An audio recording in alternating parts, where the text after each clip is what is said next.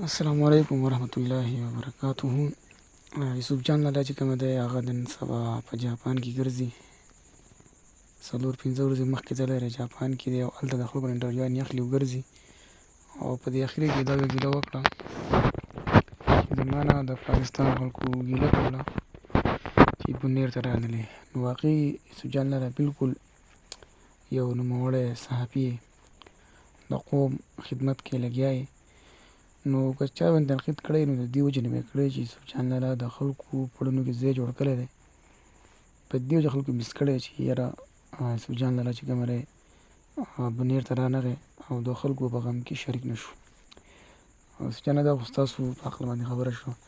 خو یا یوسف جان لالا دا ته چې دغلته وړو د ککۍ ککۍ که نه او ککۍ زه دلته پیچ مو درست شه دا ګیټ پې ووم چې درزات یې پورته کړم اورې چې یو ته ککۍ وکړي او بل ته ککۍ وکړي.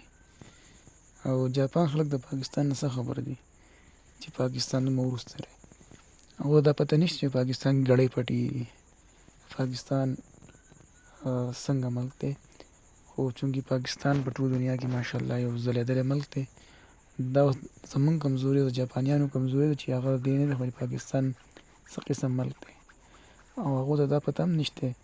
هغو د خپل ملک ترقۍ پته هم نشته زموږ ملک څنګه ترقۍ کړله. هغو دا یې د پوست وکړو هغوی بس ترقي یې کړله. نو خو ماشاءالله د پاکستان شان ملک نشته چې داسې ترقي وکړي.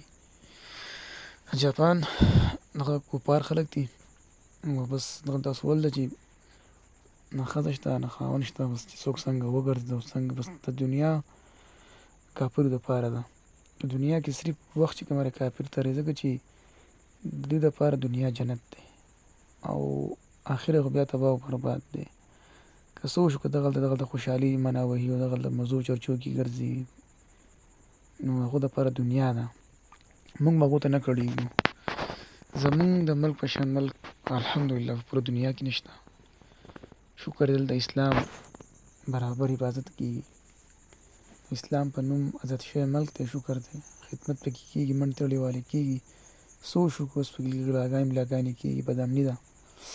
نو دا خو په هر ملک کې بدامني.